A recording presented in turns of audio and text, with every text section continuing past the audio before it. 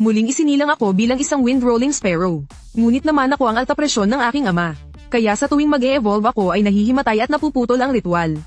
Kaya kinamumuhian ako ng lahat. Ngunit ang Campus Bell na may banal na talento. Sa unang sulyap pa lamang sa akin. Agad siyang nagpasya na makipagkontrata sa akin. Nagtawanan ng mga kaklase na ang kinontrata niya ay isang bagsak na manok. Kahit ang malaking dilaw sa tabi ay kayang bunutin ang lahat ng aking balahibo. Ngunit hindi ito pinansin ng Campus Bell. Dahil alam ng muling isinilang na siya na napakamahal mag-alaga ng mga halimaw. Dapat mong malaman na sa nakaraang buhay, ginastos niya ang lahat ng yaman ng kanyang mga magulang, upang mapalaki ang isang flaming tiger na may potensyal na 40 na antas. Pagkatapos ay sa isang aksidente, nagkataon niyang nakuha ang isang Sword Immortal emblem, at nagising ang ikalawang propesyon na Sword Immortal. Sa loob lamang ng 10 taon ay umabot siya sa 70 na antas. Sayang at kulang na ang oras. Dumating ang mga halimaw na antas 100. Wala siyang kakayahang pigilan ito. Ngayon siya at ang Sword Immortal emblem ay sabay na muling isinilang. Kailangan niyang ituon ang lahat ng lakas sa propesyon ng Sword Immortal. Tungkol naman sa akin na wind-rolling sparrow, wala talaga siyang balak gumastos para sanayin ako. Itinuturing lang niya akong alagang hayop para sa libangan. Ngunit ang hindi alam ng lahat ay, sa mismong sandaling kinontrata ako ng Campus Bell, bigla akong nagising sa banal na sistema ng paglulunok. Basta kumain lang ay lalakas na ako. Ako na isang munting ibong bundok. Sa huli ay magiging isang phoenix na nagliliyab na hahangaan ng lahat. Sa oras na ito dinala ako pa uwi ng Campus Bell na si Suwanj. Mabilis siyang kumain ng kaunti. Naghanda siyang pagsamahin ng Sword Immortal emblem upang gisingin ang kanyang ikalawang propesyon. Casual niyang ibinuhos ang isang dakot ng pagkaing hayop sa aking mangkok. Nang makita ang pagkain agad akong tumalon sa mangkok at naglamon. Biglang sumabog sa aking isipan ang isang tunog ng abiso ng sistema. Ding nilamon ng mataas na enerhiyang pagkain ng hayop. Nakakuha ng 0.1 na puntos ng ebolusyon. Ding ang kasalukuyang evolution points ay umabot na sa 10. Pipiliin mo ba ang ebolusyon? Hindi na kailangang mag-alinlangan. Matagal ko nang napili ang sagot sa aking isipan. Isang mainit na agos ang agad na damaloy sa aking katawan. Kasabay ng init na ito, bigla kong naramdaman na bumibigat ang aking talukap. Bumagsak ako sa sofa at agad na nakatulog. Tinitigan ako ni Suwanj na agad nakatulog. Marahang minasa ang kanyang noo. Ay panunuksong sambit. Grabe kain tapos tulog agad. Karapat-dapat nga sa isang wind-rolling sparrow. Ngunit agad niyang napansin ang kakaiba. Ang enerhiya sa aking katawan ay kusang lumalakas. Nag-e-evolve ba ito? Mahina niyang bulong. Ngunit agad din niyang itinanggi ang ideyang iyon. Para sa kanya matagal nang nakapirmi ang hangganan ng wind-rolling sparrow. Kahit gaano pa mag-evolve ay halos walang pagbabago. Kaya hindi na niya ito pinansin. Tahimik na lumipas ang oras. Makalipas ang 2 oras ay nagising din ako. Binuksan ko ang system interface at antas 1 pa rin. Ngunit ang potensyal ay tumaas na sa antas 7. Ang lahi ay nananatiling nakakasilaw na wind-rolling sparrow. Ang kasalukuyang evolution points ay naging 0 na. Ang nag-iisang pagkakaiba ay nakuha ko ang talentong malaking sikmura. Isa itong espesyal na kakayahang malaki ang pinapalakas sa pagtunaw, na nagpapahintulot sa aking lumamon ng maraming pagkain sa maikling oras. Habang tinitingnan ng mga pagbabagong ito ay napabuntong hininga ako. Hindi pa rin nagbago ang aking lahi. At ang susunod na evolusyon ay nangangailangan pa ng buong 100 evolution points. Ang layuning ito ay halos hindi maabot para sa akin. 2 araw ng hirap na kain at inom ay 10 puntos lamang. Kailangan pang maghintay ng 20 araw para sa susunod na ebolusyon. Talagang masakit sa ulo. Habang ako ay nag-aalala ay marahang inilagay ako ni Suwanj sa kanyang balikat. Habang nagsusuot ng sapatos ay sumigaw siya papasok ng bahay. Mama Papa, may bagong newbie dungeon sa school ngayon. Isinama ko ang wind-rolling sparrow para sumali. Kakatapos magsalita ay itinulak niya ang pinto at umalis. Nagkatinginan ng ama at ina ni Su sa loob ng bahay. Puno ng kaba at pag-aalala ang kanilang mukha. Sa tingin mo ba mapapahamak ang anak natin? Masyadong mahina ang wind-rolling sparrow. Baka kahit level 1 na halimaw ay di niya matalo. Taon-taon may mga estudyanteng namamatay sa dungeon na iyon. Nagbuntong hininga ang mga magulang at isinisi ang lahat. Sa kakulangan nila ng sapat na yaman para sa anak. Nang malaman kong pupunta kami sa newbie dungeon, sumiklab naman ang matinding pananabik sa aking puso. Kahit hindi pa alam ng iba, alam kong si Suwanj ay may taglay na. Ikalawang propesyon bilang isang reborn expert. May ganitong lakas sa tabi. Ano pa ang dapat ipag-alala? Si Suwanj ang bahala sa malawakang paglipol.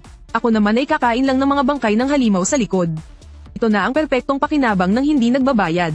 Una niya akong dinala sa tindahan ng kagamitan. Isang kumpas lang ay gumastos siya ng mahigit 2,000 para sa karaniwang espada. Pagkatapos ay sumakay kami ng bus. Diretsyong bumiyahe patungo sa pasukan ng newbie dungeon. Marami ng estudyante ang nagtipon doon. Punong-puno ng ingay. Napakagarbo ng tanawin. Sa sandaling iyon isang matinis na boses ang biglang umalingaw-ngaw. Oy Suwanj, talagang kinontrata mo ang hanggal na ibong iyan. Lumitaw sa di kalayuan ng rich kid na si Chen Kun. Punong-puno ng pangungutya ang kanyang tono. Habang hinahaplos ang katabing mabagsik na itim na lobo, ipinagyabang niya na ito ay binili ng aking ama sa malaking halaga. Isang Dark Shadow Wolf na may 55 level na potensyal. Kahit ilang Wind-Rolling Sparrow ay kayang kainin ito. Mayabang ang tingin niya habang lumalapit at nagsalita. Kung papayag ka lang maging girlfriend ko, pagpasok sa dungeon ay tuturuan kitang mag-level up. Ano sa tingin mo? Pag-isipan mo. Kumislap ang malamig na tingin sa mga mata ni Suwanj. Sa nakaraang buhay ay walang tigil ang pangungulit ni Chen Kun.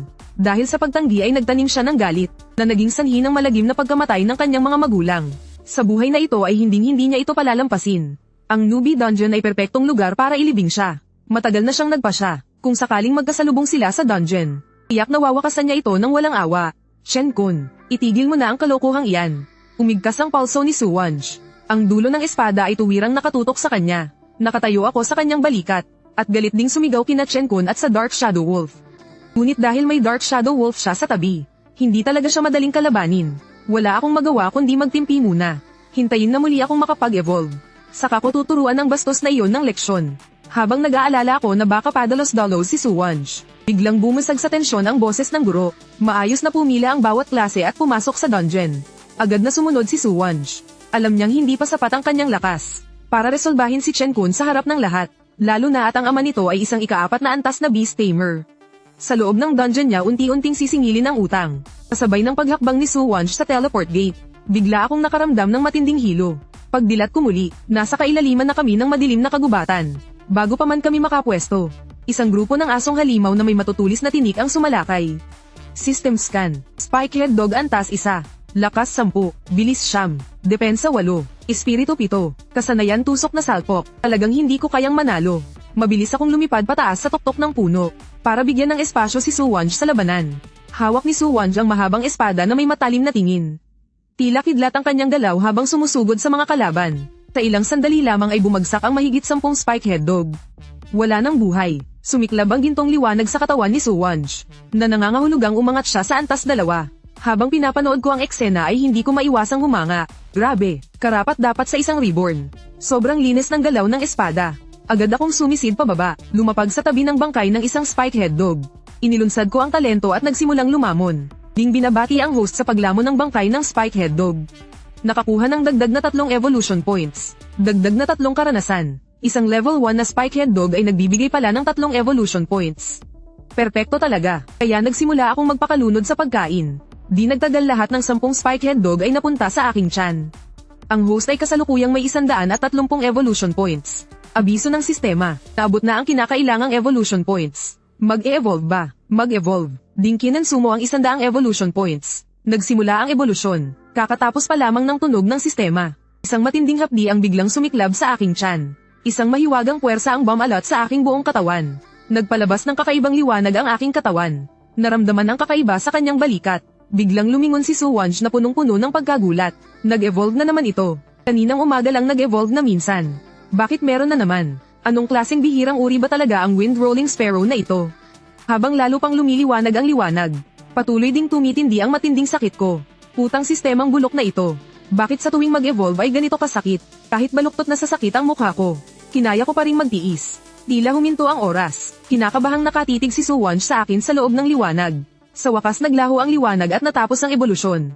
Agad kong binuksan ang panel. Tinitingnan ng 4 na pangunahing atributo na biglang tumaas sa 15. Napahinga ako ng maluwag. Sige lang masakit. Ang mahalaga totoong tumaas ang lakas. Ang masama ay kailangan pala ng 500 evolution points sa susunod. Mukhang kailangan ko pang umasa sa reborn para pakainin ako. Habang pinagmamasdan ng pagbabago ko ay labis ang pagkagulat ni Suwanj.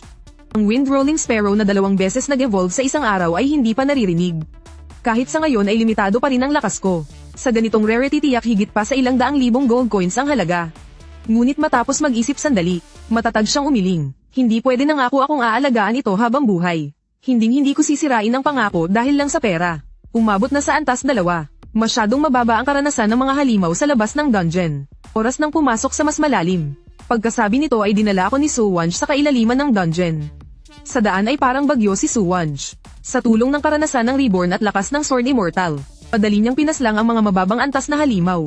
Diretsyong umakyat ang antas niya sa 4. Samantalang ako ay nasa likod lang at walang tigil sa pagkain. Halos hindi ko na siya masabayan sa bilis ng pagpatay. Aminado ako ang sarap ng ganitong libreng sakay. Makalipas ang ilang oras umabot din ako sa antas 4. Ang evolution points ay naipon na sa 450. Malapit nang maabot ang susunod na antas ng ebolusyon. Habang nagpapatuloy biglang huminto si Suwanj. Mahigpit na nakatitig sa unahan. May isang dambuhalang higanteng gagamba doon. Nababalot ng kakaibang lilang ulap. Nakatitig sa amin ng may masamang balak. Purple Mist Spider, Level 5 Boss. Naging maingat ang ekspresyon ni Suwanj. Kahit isa lamang itong Level 5 Boss. Para sa mga baguhan isa itong tunay na bangungot. Nakaramdam din ako ng kaba. Sinasabi ng pakiramdam ko na hindi ko ito kayang talunin mag-isa. Kailangan pa rin umasa kay Ate Su. Kaya mo yan. Paghihintay ako ng inihaw na paa ng gagamba. Sumugod palabas si Suwanj na parang kidlat. Umugang ang mahabang espada. Ang matalim na sword energy ay dumiretso sa Purple Mist Spider. Klang klang klang. Bawat hataw ng espada ay kumikislap sa lamig. Kumalat sa paligid ang malamig na sword energy. Bagamat pilit na lumalaban ang Purple Mist Spider. Unti-unti itong napaatras sa ilalim ng mabilis at pino niyang galaw. Samantala sa di kalayuan si Chen Kun ay nag-e-explore ng dungeon kasama ang Dark Shadow Wolf. Nang maramdaman ang alon ng labanan, palihim siyang lumapit. Nang makita niya si Suwanj, labis na nagulat si Chen Kun. Nakikipaglaban pala siya ng harapan sa level 5 boss na Purple Mist Spider. At matatag pa niyang napipigilan ng boss. Hindi ba siya Beast Tamer? Bakit espada ang gamit niya sa suntukan? Ngunit agad na palitan ng kasakiman ang pagkalito sa kanyang mga mata. Bahala na kung anuman. Isa itong level 5 boss. Napakaraming karanasan nito. Aagawin ko ito. Tinapak niya ang ulo ng Dark Shadow Wolf. Hudyat na maghanda sa biglaang pag-atake. Umiikot ako sa himpapawid. Eksaktong nakita ko si Chen Kun at ang Dark Shadow Wolf na palihim sa damuhan. Talagang nagkita ang magkaaway. Balak ng dalawang ito na agawin ng halimaw. Napangiti ako ng malamig sa isip. Ngayon tuturuan ko siya kung ano ang tunay na panganib ng puso ng tao. Ang Ginoo gumaganti kahit lumipas ang 10 taon. Ang maliit ang loob gumaganti araw-araw. At ako ang maliit ang loob. Sa ngayon ako ay antas 4 at dumaan na sa 2 ebolusyon. Kahit mas mababa ang base stats ko kaysa sa Dark Shadow Wolf. Ngunit antas 2 lamang iyon. Ang laban dito ay parang pagpalo sa sariling anak. Tungkol naman kay Chen Kun ang katawan ng Beast Tamer ay sobrang hina. Wala akong dapat ikatakot. Habang iniisip ko ito ang laban ni Suwanj ay papatapos na. Sa ilalim ng kanyang matinding pag-atake, halos maubos na ang buhay ng Purple Mist Spider. Ngayon na Dark Shadow Wolf sugod. Palakas na sigaw ni Chen Kun. Sumunod ang Dark Shadow Wolf at biglang sumugod. Diretsyong tumalon sa halos patay ng boss. Naging napakalamig ng tingin ni Suwanj. Matagal na kitang dapat singilin. Ikaw na mismo ang lumapit mas mabuti. Nabawasan pa ang abala ko. Kasabay nito isang anino ang bumagsak mula sa langit. Parang bulalakaw na pabagsak. Nakatingin ako sa aroganteng Dark Shadow Wolf. May mapanuksong kislap sa aking mata. Hihi dumating na ang lolo mo. Malakas na pag-aspas ng aking pakpak. Inilunsad ang kasanayan air slash. Isang di nakikitang talon ng hangin ang humiwa sa ere. Napakabilis at walang tinubong damo sa dinaanan. Wala pang oras ang Dark Shadow Wolf na tumugon. Tinamaan ito ng diretsyo ng air slash. Bumagsak ng malakas ang katawan nito sa lupa. Lumipad ang alikabok sa paligid. Ang mga matang dating kumikislap ay biglang nawalan ng liwanag. Nanginag ang katawan ng ilang beses bago tuluyang tumigil. Instant kill. Nasaksihan ni Suwanj ang tagpong ito. Kumislap ang saya sa kanyang mga mata. Nang makita ni Chen Kun na biglang namatay ang Dark Shadow Wolf. Napalitan ng takot ang yabang sa kanyang mukha at tumalikod siya para tumakas. Tatakbo ka pa malamig na hamyuni si Suwanj. Agad kong naunawaan. Muli akong masayang nagpalabas ng isang air slash. Ang walang kwentang si Chen Kun ay walang tsansang umiwas. Agad naputol ang magkabilang binti. Sa isang balikwas ng espada ay tinapos ni Suwanj ang naghihingalong Purple Mist Spider. Pagkatapos ay ibinaling niya ang talam kay Chen Kun. Hawak ang dagwang mahabang espada ay unti-unti siyang lumapit.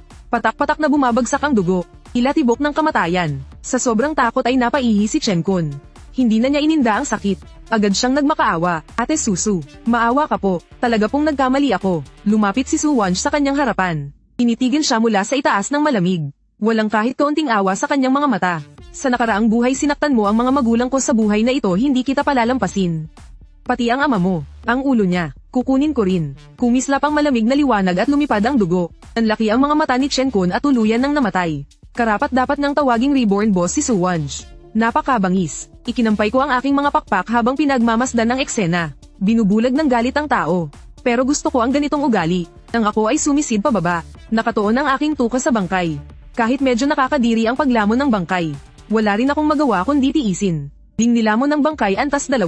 Dagdag na 5 evolution points. Ding nilamon ng antas 2 na halimaw na Dark Shadow Wolf. Dagdag na 10 evolution points. Ding nilamon ng antas 5 boss na Purple Mist Spider. Dagdag na 35 evolution points. Grabe sa wakas umabot na sa 500 ang evolution points. System evolution. Agad kong pinili ang mag-evolve. May nagbabantay na si Suwonj sa tabi. Wala akong dapat ipag-alala sa biglaang atake. Muling damaloy ang pamilyar na matinding init. Mas malakas pa kaysa sa mga nauna. Dahil hindi ko ito kayang pigilan. Wala na lang akong nagawa kundi tanggapin. Nakita ni Suwonj na muli akong nagliliwanag at napatigil. Nag-evolve na naman ang isang ito. Ikatlong beses na ngayong araw. Ang Wind Rolling Sparrow na ito ay sobrang kakaiba. Marahil sa buhay na ito ay maaari rin siyang magsanay ng dalawang propesyon. Ngunit tiyak na ang focus ay nasa Sword Immortal pa rin. Dahil napakababa ng limitasyon ng Wind Rolling Sparrow. Kaya pansamantalang palalakihin na lang at pagmamasdan. At gamitin ang propesyon ng Beast Tamer bilang takip. Isa rin itong perpektong palusot. Hindi ko alam ang iniisip ng batang iyon. Ang alam ko lang pakiramdam ko sabog na ako. Nang hamupa ang pakiramdam ng pagkasunog. Biglang damobol ang laki ng aking katawan. Ang dating kulay lupa na balahibo ay naging malalim na pilak.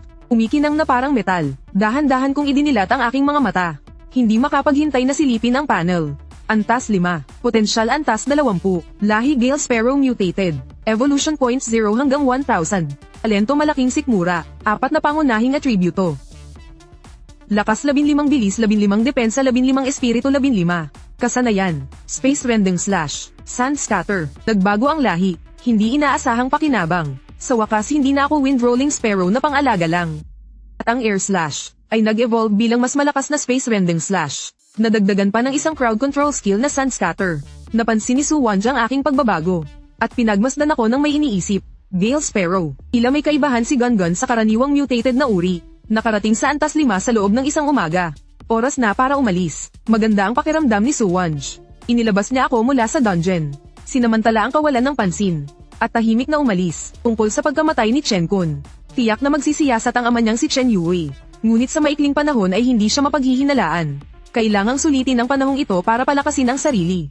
Terra na Gungun. Magparehistro muna tayo bilang Beast Tamer. Nakangiting naglakad si Suwonj sa kalsada. Ang Gale Sparrow ay hindi man malakas na pet, ngunit hindi rin tulad ng basurang Wind Rolling Sparrow. Walang problema sa pagpasa sa pagsusulit ng Beast Tamer. Dumating kami sa Beast Tamer Center. Maraming tao ang naglalakad sa maluwang na bulwagan. May hanay ng mga service window sa unahan. Napakahaba ng pila. Sa wakas ay si Suwonj na ang sumunod. Lumapit siya at iniabot ang mga dokumento sa staff. Tinanggap ng empleyado at sinuring mabuti.